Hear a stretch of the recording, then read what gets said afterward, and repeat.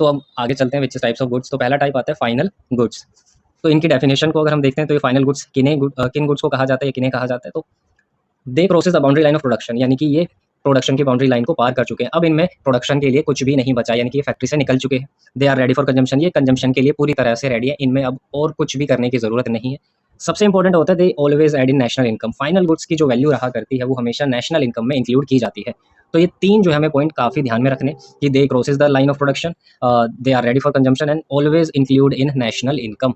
इसके एग्जांपल्स क्या हो सकते हैं? A car purchase by a household, अगर कोई परिवार अपने लिए गाड़ी खरीदता है तो वो उसके लिए फाइनल गुड माना जाता है। अब ये तो है नहीं कि वो अपनी गाड़ी खरीद कर किसी और को देने के लिए चला जाएगा या चलाने के लिए दे देगा, ऐसा नहीं होता। अ लोफ ऑफ ब्रेड या फिर milk purchase by a house hold for consumption etcetera. तो ये सारे के सारे एग्जांपल फाइनल गुड के माने जाते हैं। फाइनल गुड वो गुड्स रहा करते हैं जो हम खुद के लिए यूज़ करने के लिए, खुद के कंजम्पशन करने के लिए खरीदा करते हैं। तो आई होप आपको समझ आ गया होगा। अब आगे चलते हैं हमारे दूसरे गुड्स पे, विच इज़ इंटरमीडिएट गुड्स। तो they don't cross the boundary of boundary line of production. यहाँ पर बी आएगा, फाउंड्री लिखा हुआ है लेकिन यहाँ पे बी आएगा, बाउंड्री लाइन ऑफ प्रोडक्शन, यानी कि इनमें अभी प्रोडक्शन करना काफ़ी बाकी है। They are not ready for consumption, इन्हें अभी सीधा कंज्यूम नहीं किया जा सकता, इनमें अभी और कुछ काम किया जाना है, यानी कि अभी ये फैक्ट्री से बाहर नहीं निकले हैं। They never add in national income, इनको कभी भी हम इंक्लूड नहीं करेंगे नेशनल इनकम में, सिर्फ और सिर्फ फाइनल गुड्स की वैल्यू को ही कंसीडर किया जाता है।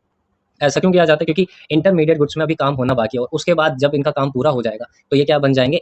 फाइनल गुड बन जाएंगे, जिसकी वजह से फाइनल गुड की तो वैल्यू नेशनल इनकम में इंक्लूड हो ही जाती है। तो बार बार अगर हम गुड्स की वैल्यू को नेशनल इनकम में इंक्लूड करते चले जाएंगे तो वहाँ पे हमारे पास प्रॉब्लम अराइज हो जाया करती है, जिसे हम जब नेशनल इनकम का चैप्टर आएगा तब अच्छे से देखेंगे।